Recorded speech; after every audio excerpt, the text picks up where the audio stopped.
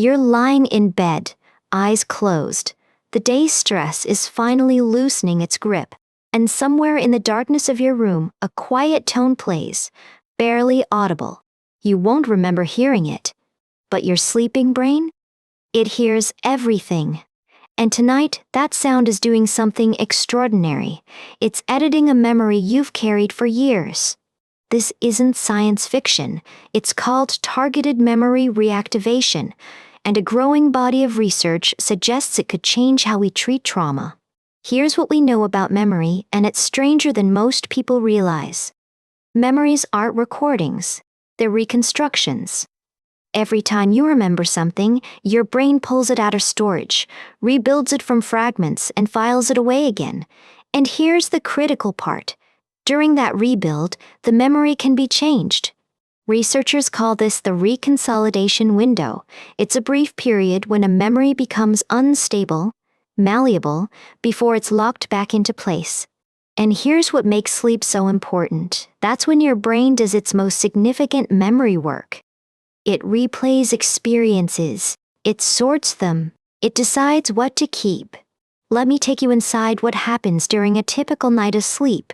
Your brain cycles through distinct stages: light sleep, deep sleep, and REM, where dreams occur. During slow-wave sleep, the deepest stage, something remarkable happens. Your hippocampus, the brain's memory center, starts replaying the day's experiences. It's like watching the same scenes from a movie over and over, but each replay strengthens certain neural connections and weakens others. This process is called memory consolidation. It's how short-term experiences become long-term memories. And it's completely automatic. Your brain does it every single night. But here's where it gets interesting for trauma. Traumatic memories consolidate differently. They often become stronger, more vivid, more easily triggered, not weaker. That's partly why PTSD is so persistent. The brain keeps replaying and reinforcing exactly the memories you'd most want to forget. For decades, researchers wondered, what if we could intervene during sleep? What if we could tap into that natural consolidation process and nudge it in a different direction? The technique that emerged is called Targeted Memory Reactivation, or TMR. It works by associating learning content with a sensory cue, usually a sound or smell.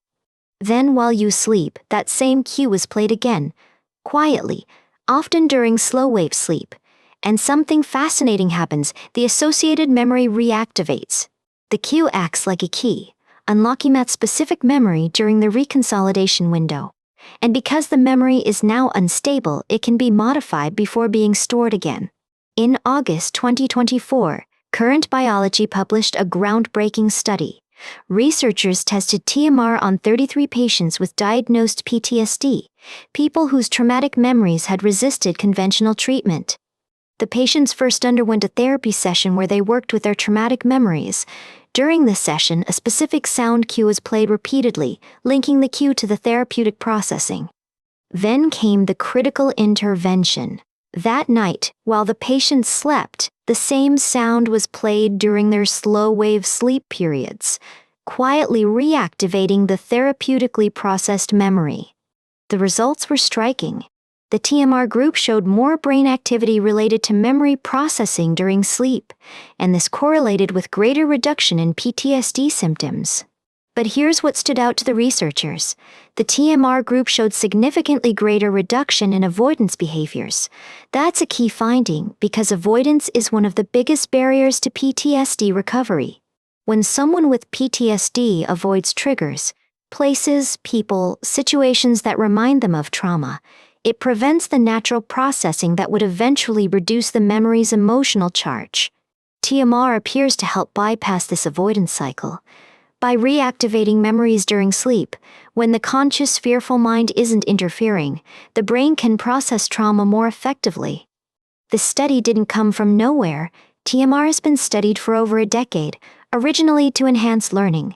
Students exposed to sounds during sleep showed better retention of studied material. But the application to emotional memories, especially traumatic ones, represents a significant leap. Researchers published a comprehensive update on TMR advances in NPJ Science of Learning in 2024.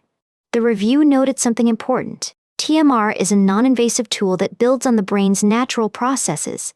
It doesn't force change, it facilitates what the brain is already trying to do.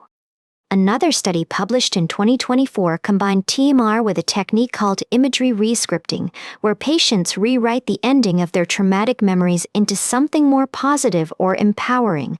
The results showed that memories became less vivid and carried less emotional distress after imagery rescripting combined with sleep cueing. The combination appears more powerful than either approach alone. For nightmare sufferers, many of whom have PTSD, this is particularly relevant. Nightmares reinforce traumatic memories, creating a vicious cycle where sleep itself becomes re-traumatizing. A study on nightmare disorder found that after 2 weeks of imagery rehearsal therapy combined with TMR, participants reported less frequent nightmares and more positive dream emotions. And here's the part that gives this research weight. Those improvements held up at 3-month follow-up. This wasn't a temporary effect that faded once treatment ended. So, what's actually happening in the brain during this process? It's more complex than simply overwriting a bad memory with a good one. When TMR reactivates a memory during sleep, it triggers increased activity in the prefrontal cortex, the brain region responsible for emotion regulation and executive function. This suggests that TMR may help strengthen the connection between emotional memories and the brain's natural regulation systems, allowing people to recall trauma without being overwhelmed. Now, it's important to understand what this research doesn't claim. TMR isn't a magic eraser for trauma. It doesn't make you forget what happened. What it appears to do is reduce the emotional intensity of traumatic memories, that visceral, overwhelming response that makes remembering feel like reliving. And that matters enormously. For many trauma survivors, the problem isn't that they remember. It's that remembering feels unbearable. The memory still controls them. The goal of TMR and most trauma therapies isn't amnesia, it's integration, helping the traumatic memory become part of your past rather than constantly intruding on your present. If you're struggling with PTSD or trauma, it's worth knowing that new treatment approaches like this are emerging, and they work with your brain's natural processes, not against them. TMR itself isn't yet available as a standard clinical treatment. It's still primarily in research settings. But the principles behind it can inform your own approach to sleep and memory. First, consider that quality sleep isn't optional for emotional processing. It's essential. Chronic sleep deprivation may impair your brain's ability to process and file difficult experiences. The reconsolidation research also suggests something intriguing. What you think about right before sleep may influence how memories are processed during the night. This doesn't mean ruminating on trauma before bed, quite the opposite. But processing difficult experiences in a safe, regulated state earlier in the evening might support healthier consolidation. If this kind of research interests you, how sleep shapes memory, how the brain processes trauma, consider subscribing. We explore these questions every week, and there's so much more to discover.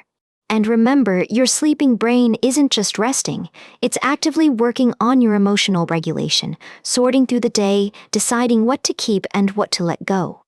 That's not passive rest, it's psychological maintenance. And anything you can do to protect and optimize that process, consistent sleep schedule, cool, dark room, limited screens, is an investment in your mental health. The ethical questions here are real, though. Some researchers worry about where memory modification could lead. Who decides which memory should be weakened? Could the technique be misused? Imagine altering eyewitness testimony, or erasing inconvenient memories in contexts where power dynamics are at play. Other trauma researchers have a different concern, that reducing the emotional intensity of memories could also reduce the motivational force that drives healing and meaning-making. There's wisdom in pain sometimes. Grief teaches us what we valued. Regret guides future choices. Fear protects us. The question is, where therapeutic dulling ends and something problematic begins. For now, TMR researchers are careful to note that their technique augments therapy. It doesn't replace the hard work of processing trauma with a skilled professional. The effect sizes in current studies are modest but meaningful. This isn't a cure, it's a tool that makes existing treatments work somewhat better. In science, that's actually a big deal, and the long-term outcomes are still being studied. 3-month follow-ups are encouraging, but trauma treatment effectiveness is really measured in years and decades. So here's what we know today. The sleeping brain is not just offline, it's actively processing, sorting, and yes, potentially being guided toward healthier patterns by techniques like TMR. The idea of editing memories while you sleep sounds like science fiction, but the research is real, peer-reviewed, and cautiously optimistic. We're not there yet. Not to the point of walking into a clinic and having nightmares neutralized overnight. But we're closer than we've ever been to understanding how sleep heals the mind. And that knowledge, that your brain is working on your behalf even while you dream, is itself a kind of comfort. The healing happens whether you're aware of it or not.